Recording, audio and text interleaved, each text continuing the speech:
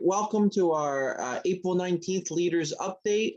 We have some nice information for you this evening. Not going to keep you too long, just some things we want to hit upon as we continue to prepare for the summer of 2021.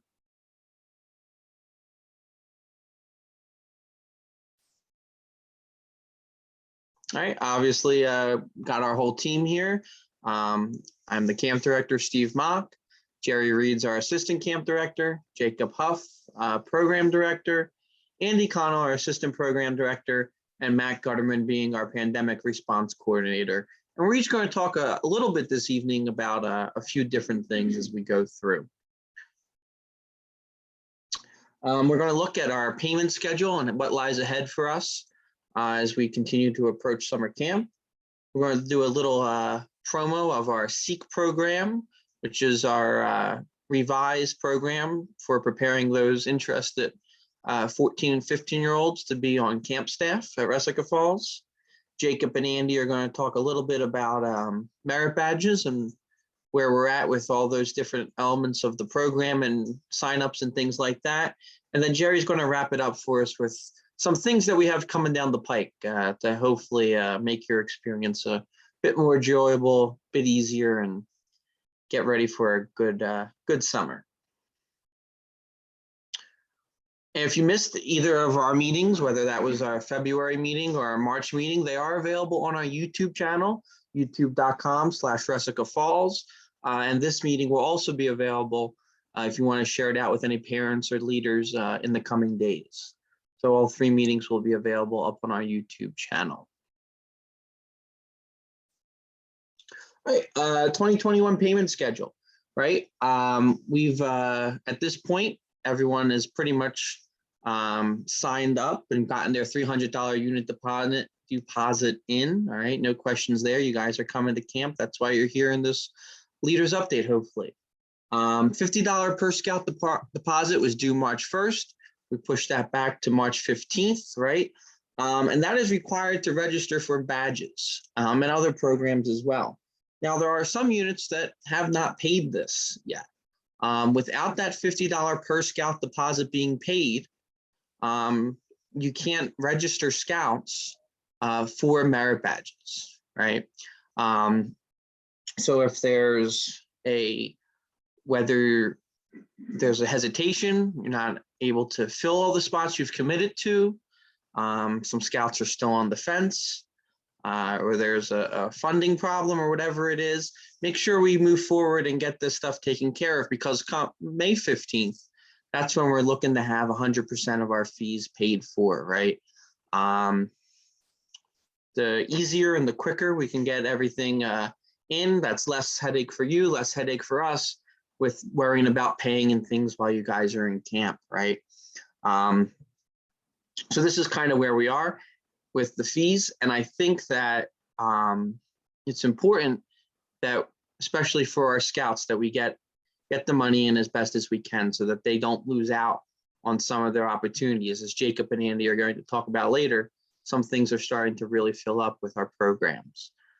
So certainly that $50 per scout deposit, let's get that in as quickly as we possibly can.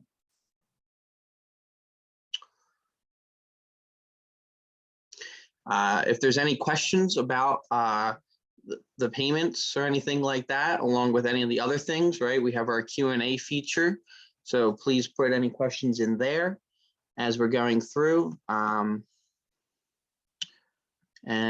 we'll just continue on.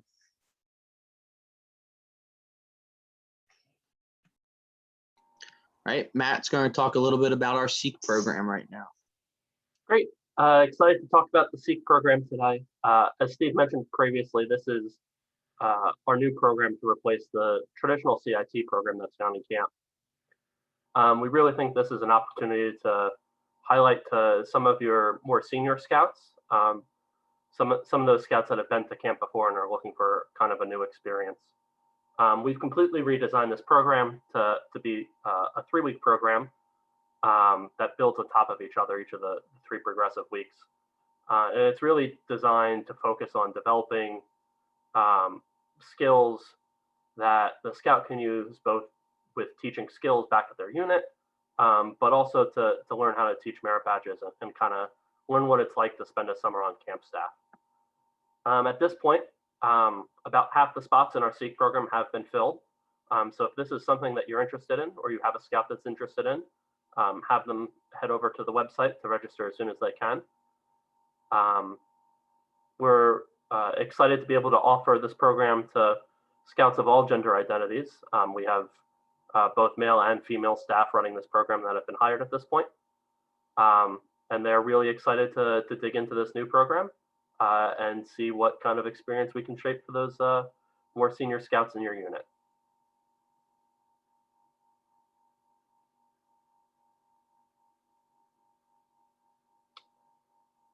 I think that's it for the SEEK program. If we have any questions, we'll take that towards the Q&A piece. Otherwise, let's keep moving.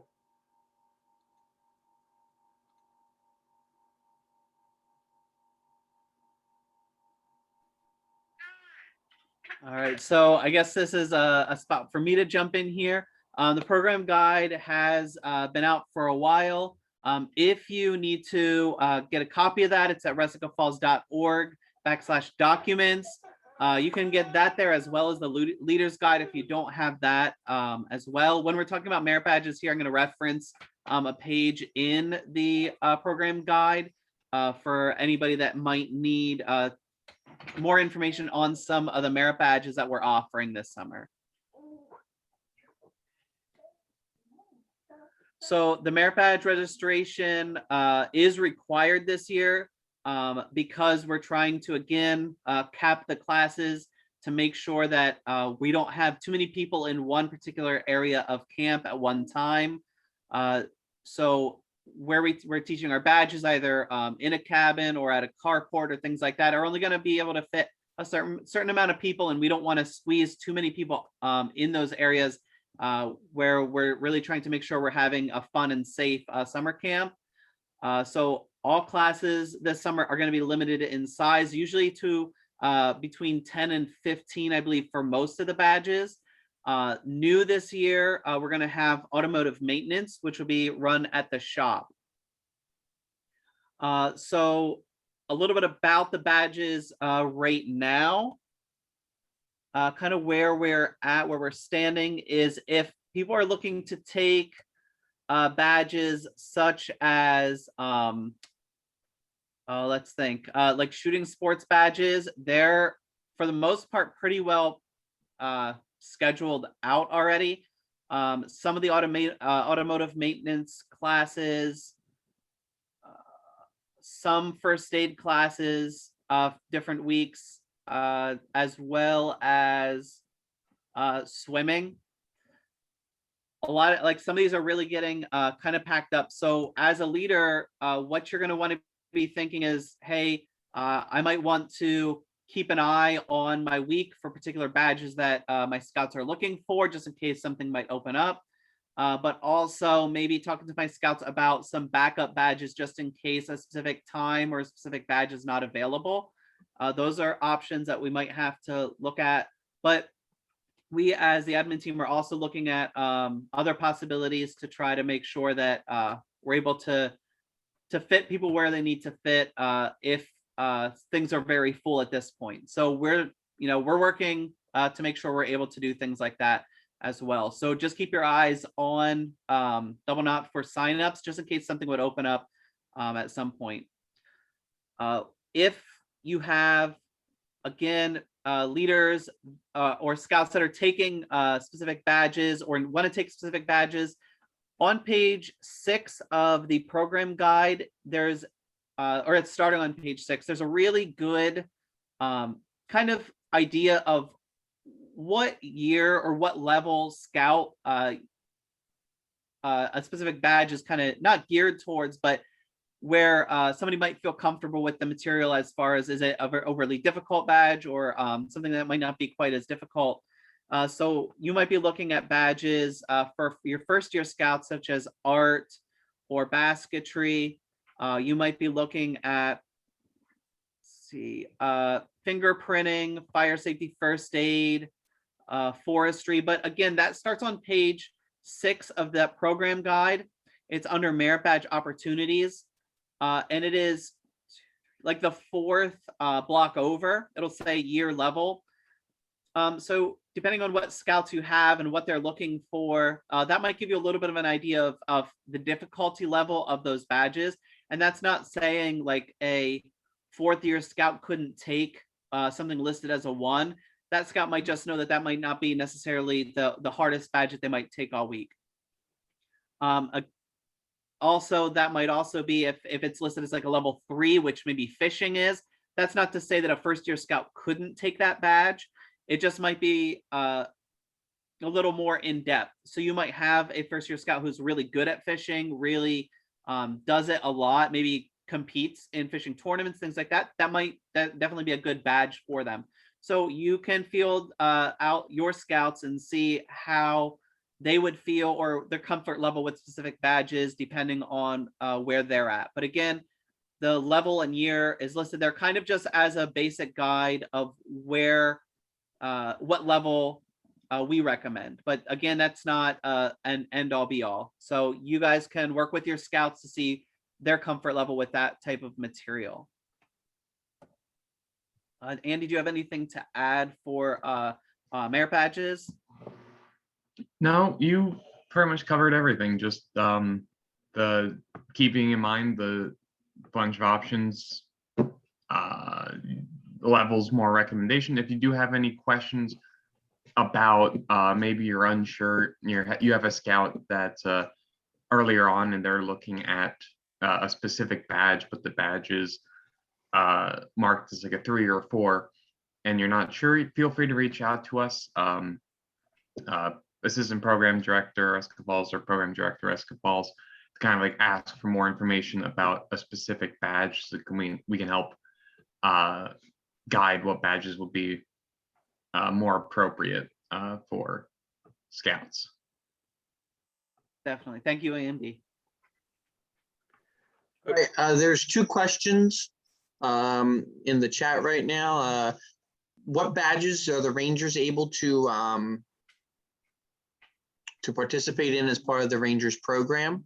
All right, so the Rangers will be taking a swimming merit badge if they're a swimmer. If they're not a swimmer, they can participate in the instructional swim. They will also be taking nature and astronomy. And astronomy will be a really fun one for when they go up to do their overnighter at the lake. It's just a beautiful spot to, camp out and watch the stars. So it's a gorgeous place. So those are the merit badges that they'll be particularly working on. Again, that's astronomy, nature, and swimming. If they're a swimmer, if they're not a swimmer, they'll be working on instructional swim to hopefully build up their swimming skills so they're able then to get a swimmer. And for those unaware, we do the overnighter up at the lake. So that's the good spot we're talking about. Yes. And then somebody asked a question about camperships, right? Cradle Liberty Council units and scouts are able to apply for financial assistance to our campership program. And we're hoping to have those scholarships awarded by May 1st so the unit can know how much is going to be actually due on May 15th. All right. It for questions. Looks like that's it for questions. If anyone else has anything, you can throw it in the Q&A, no problem. Thanks, Jacob and Andy, and thanks, Matt, for your little bits. Let's keep on going. Hey, Jerry here. I'm here to update you what to look for in the near future. Couple of troops have asked about troop T-shirts. We will be doing them this year. We are, the design is being finalized with the colors and the kind of color, the background of the T-shirt we're going to pick. And we're waiting to get a price from the vendor. So be looking for the troop T-shirts. And that is the themed thing on the front of the shirt and your troop number and town on the back of the shirt. You'll probably be ordering them through Double Knot. And then when you come to camp, we'll hand them to you as you arrive in camp. So be looking for the troop T-shirts shortly. Second, this week, we're going to start doing a check-in tutorial video to kind of let you know what's going to be happening as you arrive, before you arrive at camp, and then as you enter into camp. So this Friday, we're going to lay out that video for you, and hopefully that'll be online soon. Check in and check out. By June 4th, you will receive your check-in times and your campsite assignments. And Steve talked about the May 15th date as being pretty critical. So this is where we get all our data from, how many are coming, and if you've paid. And then we sit down and take many hours to kind of put the week together for you, so you'll have a good, safe week. We're spreading you out. Everybody's getting their own tents. So it's a bit of a chore this year to make that all happen. So by June 4th, you should have your check-in time and campsite. Nick wanted to remind us about the upcoming camp service days this Saturday, April 24th and June 12th. If you have a weekend and you want to come on up and work a Saturday, help us get camp ready. I know we're getting new platforms and tents in Chippewa and Chinook. And so we have to lay that all out. And maybe if you want to come up for a day of service, and you will get a free campsite if you want for the weekend. So come on up, give us a hand. Lots of things happening, lots of work to be done. And then the last thing, I'll remind you that our next leaders meeting will be on May 24th, 7 o'clock. We'll meet again. I think that's it for me. I think if you have any questions, let us know. Pre-camp survey. Oh, there we go. Will be coming out shortly. We've put it together and we're going to send it out and just kind of ask you a few questions so we can incorporate the replies into the campsite assignments. All right. Thanks, Jer. So at this time, I got people throwing in a lot of questions going on right now. We don't know the exact cost of the T-shirt yet, but we're going to be getting that information out to you shortly. I don't imagine it being any more expensive than T-shirts in previous summers. The design that we're looking at is some kind of left chest logo oriented around the theme. And then like Jerry said, your troop number and your town on the back. Typically, it's about probably $16, somewhere around there. A couple questions about the camp type of tents we're using, right? They're typical canvas wall tents that are in the campsites that most scout camps have, with the canvas cot in there, one cot per tent, right? As we're going with one person per tent right now. So that's kind of where we are with that. And again, somebody asked about dates. They are going to be this Saturday, April 24th, and then Saturday, June 12th, right? And like Jerry said, free camping available if the unit wants to grab a ground site and come help us out and do some work on that Saturday. Those camp service dates are on our resicafalls.org site, right on the home page under, I think it's volunteers.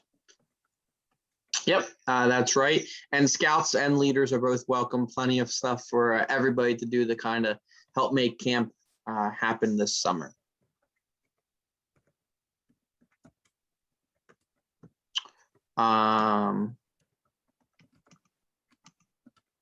Okay, got that taken care of. Somebody else wants to know about eating indoors versus outdoors. If there is a real concern, you can let us know. There's only a certain number of people that we're going to be able to accommodate inside and outside based upon spacing that we have available. So we're going to see what happens. Can't promise necessarily where you're going to be, but everyone will be seated 6 feet apart. And we'll be, following, as we said, a couple times, right? Good cleaning and sanitizing procedures between meals, after meals, and so on. So whether it's inside or outside, all those procedures of social distancing and sanitizing will be taking place. Okay, that's that. Okay, another question about food, right? Units are able to sort of prepare your own meals in your campsite. You should let us know ahead of time whether you're going to be going that route or you're going to be going with our dining hall seating. If you want to go in with preparing food in your campsite for the entire week that you're in camp, I would say that when you're doing that, you also have to calculate in the ideas of the cook time and cleanup time for the scouts. So with scheduling merit badges and other programs, that's something that if you're not familiar with, you have to kind of keep in mind when cooking for the full week in summer camp. But if a unit wants to cook like a one-off meal, like a dinner in your campsite or something like that, we do have a food requisition form that you can fill out when you arrive, and your unit or your program commissioner that is going to be working with your unit while you're in camp can help make sure that that happens so that you can have that meal or a bag lunch or something like that, whatever you decide to do.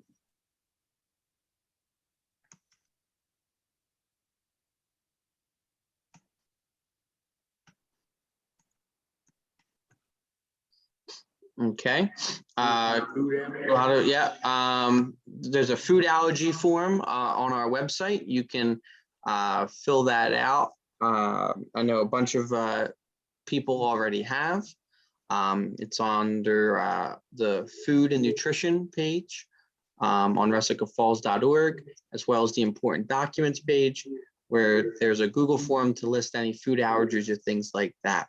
We're looking for ways to incorporate program, maybe not necessarily in the dining hall during each meal, but maybe something during morning or evening colors along those lines to still have some kind of spirit, some kind of entertaining program. So we're looking to see how we can make that happen.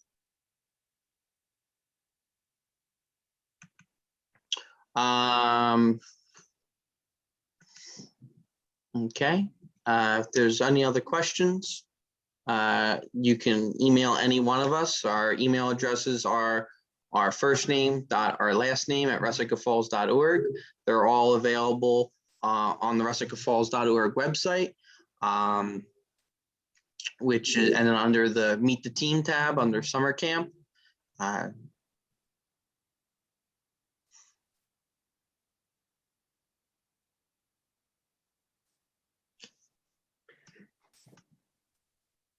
Right, and like Jerry said, join us again May 24th. That's going to be our next leaders update. We're going to have more details, and as things change in the time in between, right? We can also communicate with you. Jacob and Andy talked maybe about some different program opportunities and things like that.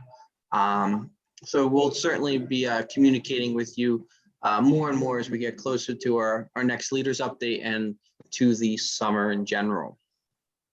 And if anyone has questions, like I said, please reach out to us, and we can see what we can do to help make your stay in camp a little more enjoyable and a little more safe for everyone that's involved. Okay.